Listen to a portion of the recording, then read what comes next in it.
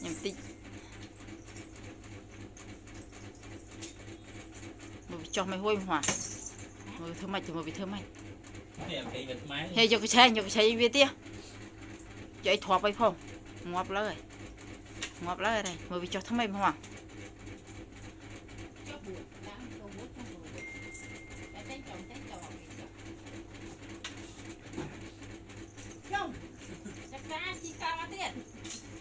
mày cho mày hôi gì mà ăn hết cho